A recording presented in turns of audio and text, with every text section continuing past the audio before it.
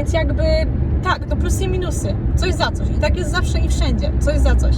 I ja bym chciała, żeby to zaczęło mocniej na naszym kanale wybrzmiewać, na pewno w mojej serii. Zdrowejte! Postanowiłam tak publicznie odpowiedzieć na pewne komentarze i na pewne sygnały, które docierają do mnie co jakiś czas. W sumie w ostatnim czasie trochę może dotarły. I zastanawiałam się nad tym, czy robić to publicznie, czy nie, ale pomyślałam sobie, że skoro materiały, które wrzucam, są publiczne i często komentarze, które ludzie zostawiają pod tymi materiałami, są publiczne, to postanowiłam na to odpowiedzieć, podzielić się taką swoją własną perspektywą działalności w internecie i tworzenia też kontentu i tworzenia też tego kanału. Tworzymy go oczywiście z Jarkiem, ale tak jak wiecie, mam swoją serię Polka w Bułgarii i też na niej chcę się jakimiś takimi przemyśleniami, swoimi perspektywami dzielić. Jeśli chodzi o te komentarze, to chodziło mniej więcej o to, że pokazujemy tylko jakby negatywne rzeczy o Bułgarii, czy takie minusy, czy jakby takie niefajne sprawy. I że to jest takie, że Bułgarzy mogliby poczuć się obrażeni, urażeni, mogłoby ich to zaboleć. Ja się tak drapię, bo nie wziąłam tabletek na alergię. No więc kiedy ja dostaję konkretną sytuację, nie że ktoś po prostu wylewa jakąś tam swoją frustrację czy hejt, to mnie szczerze mówiąc nie obchodzi, ale właśnie kiedy ktoś konkretnie mi zwrócił uwagę, że to lub to konkretnie gdzieś tam mogłoby uderzyć w to lub to jest dla mnie konstruktywna krytyka. A każdą konstruktywną krytykę ja przyjmuję w kontekście, że ją obmyślam, analizuję i zastanawiam się, czy ma to sens, czy to się klei, czy powinnam brać to pod uwagę, czy nie. I jeśli chodzi o niektóre rzeczy, to sobie gdzieś tam biorę do serca, niektóre może nie, niektóre tak. Właśnie prześwietlam to wiadomo jeszcze przez swój filtr i swoją opinię na dany temat. I w sumie chciałam o tym opowiedzieć może, jak właśnie powstaje część tego kontentu, czy właśnie dlaczego takie tematy, a nie inne. No niestety jest tak i to jest prawda i nie oszukujmy się. Niestety jest tak, że kiedy mówimy o czymś negatywnym, to się bardziej niesie. Ludzie bardziej wolą jakieś takie negatywne rzeczy oglądać, oni częściej to klikają, takie materiały mają więcej wyświetleń. A jeśli chcemy rozwijać media społecznościowe, tworzyć jakąś tam w przyszłości, budować jakąś markę własną, chociażby reklamować nasz sklep, to też ma znaczenie. No i też po to jakby też się częściowo to robi. Częściowo to jest wiadomo hobby i coś, co lubimy robić, jak chociażby nagrywać na YouTube'a, a częściowo jest to też jednak troszeczkę wymierzone w to, żeby była to pomoc w zdobywaniu zasięgów czy w reklamie, czy w robieniu jakichś innych projektów lub celów w przyszłości, związanych z podróżowaniem chociażby. I więc też ten zasięg częściowo ma znaczenie, częściowo też się na niego patrzy.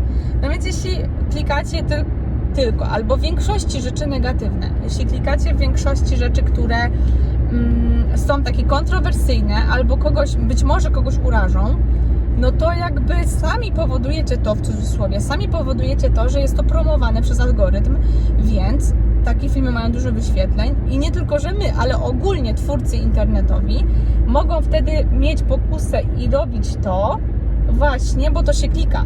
No więc oni czasami to robią specjalnie, bo to się klika. I ja jestem teraz na takim etapie, że przez pierwszy tam rok uczyliśmy się tego YouTube'a, uczyliśmy się jak to wszystko wygląda. Ja też dużo oglądałam filmów na temat YouTube'a. Jestem na takim teraz trochę etapie, żeby teraz powoli to bardziej przesiewać, żeby tak bardziej skupiać się na tym, co mówię, żeby to było wyważone, żeby nie iść jakby za wszelką cenę na jakiś zasięg, ale też ja wcześniej testowałam pewne rzeczy, żeby też sprawdzić, co łapie, co nie łapie, musiałam się też tego dowiedzieć, więc testowaliśmy dużo materiałów, chociażby na Instagramie, jakiś rolek i tak dalej, testowaliśmy, głównie ja testowałam, bo Jarek Instagrama naszego nie ogarniał, są tylko ja, więc ja testowałam, więc też w sumie chciałam tak dla testów wrzucać czasami jakieś takie kontrowersyjne w cudzysłowie rzeczy, żeby zobaczyć, jak to w ogóle, co ludzi interesuje, jak to w ogóle wygląda, jak ten profil się rozwija, czy się rozwija jakby, i o to chodziło też, żeby to po prostu sprawdzić. I teraz ja jestem na takim etapie pójścia trochę w taką prawdziwość w kontekście nie patrzenia na ten zasięg, nie patrzenia na te wyświetlenia, bo już pewne rzeczy zaobserwowałam, pewne wzorce zaobserwowałam, pewne rzeczy się już nauczyłam i dalej się uczę. I powoli to się tak u mnie też stabilizuje. Więc wiadomo, że te media społecznościowe i ten YouTube też będzie się zmieniać, będzie ewoluować razem gdzieś tam z tą moją nauką, czy z tym moim przemyśleniem rzeczywistości. I Mam taki plan, żeby moje materiały, nasze materiały były bardziej wyważone. Jeszcze bardziej wyważone, bo jeśli chodzi o YouTube'a, to myślę, że mamy kilka odcinków, które pokazują pozytywne rzeczy w Bułgarii, jak chociażby nasze 2 wycieczki, jedna do Głuchite Kamni, druga do wodospada na Sytworynie. I to są super miejsca, które zrobiliśmy materiały z nich i są piękne i te wycieczki były bardzo przyjemne i oczywiście, że mówimy tam miłe rzeczy, no bo te miejsca są po prostu śliczne, nie? Więc wiecie, a obydwa filmiki mają po 200 wyświetleń ledwo, nie? Więc no to możecie sobie zobaczyć, jak to wygląda, jeśli chodzi od drugiej strony, od strony twórcy. Więc zachęcam Was do tych materiałów, tych właśnie takich przyjemnych, jeśli uważacie, że troszkę źle mówię o Bułgarii, bo naprawdę są też przyjemne materiały, są też pozytywne materiały na temat Bułgarii na naszym kanale, są różne. I chcielibyśmy tą różnorodność zachować. Chcielibyśmy mówić o tym, co nam tutaj nie pasuje. W kontekście bardziej takim, że jak ktoś myśli tu przyjechać na stałe albo myśli tu przyjechać na wakacje, żeby też był gotowy na pewne rzeczy. Bardziej na stałe, bo my nie mieszkamy w turystycznym regionie, więc może bardziej to się tyczy osób, które myślą o emigracji do Bułgarii. Na przykład kupić sobie domek za małe pieniądze, bo domki można kupić za małe pieniądze z ogromnymi działkami i sobie po prostu zrobić remont i mieć super działkę z pięknym widokiem za małe pieniądze, więc można jak najbardziej takie coś zrobić. No ale żeby te osoby były gdzieś tam troszkę przygotowane na tą rzeczywistość, która ich wtedy spotka, która jest jednak odmienna od polskiej rzeczywistości. Kultura jest odmienna, część Europy jest odmienna, różnorodność etniczna w Bułgarii jest odmienna, więc jest to bardzo różny kraj od Polski, różniący się od polski kraj wbrew pozorom. Więc też taki był nasz cel, kiedy ten kanał zakładaliśmy, żeby pokazać tą życie, takiej rzeczywistość na emigracji taką, jaka ona jest, nie mając na celu obrażanie kogoś, tylko bardziej pokazywanie plusów, minusów. Bardziej pokazywanie takiej rzeczywistości. No przecież w Polsce też jest swoja rzeczywistość.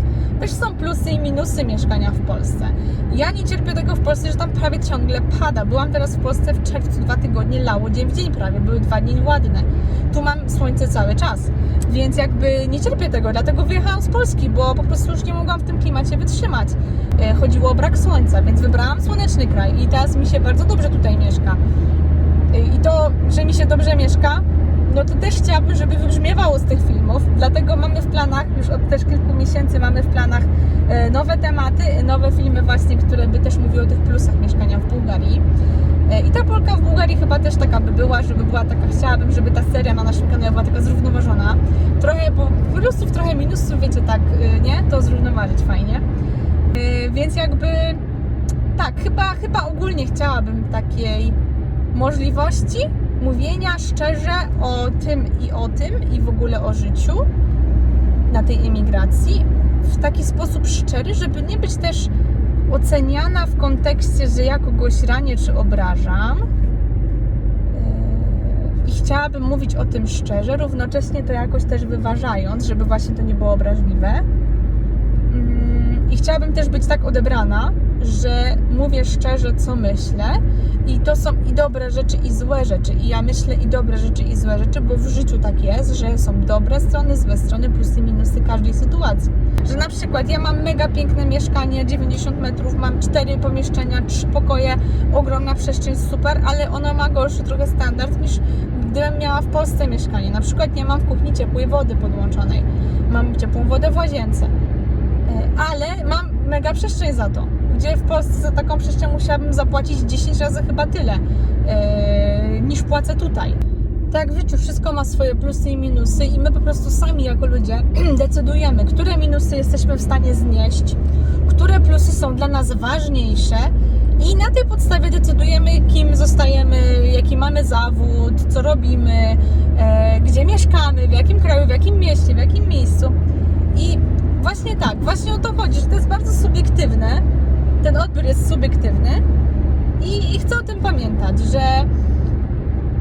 i chcę, żebyście wy też o tym pamiętali, że jeśli mieszkam tutaj, to znaczy, że tutejsze plusy dla mnie osobiście przewyższają minusy.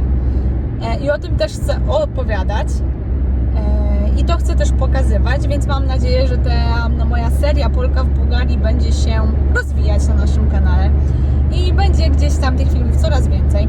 Czekam też na wasze komentarze na ten temat, byłoby fajnie poczytać, co wy sądzicie o tym, co poruszyłam w tym filmie, jak wy widzicie tą sprawę.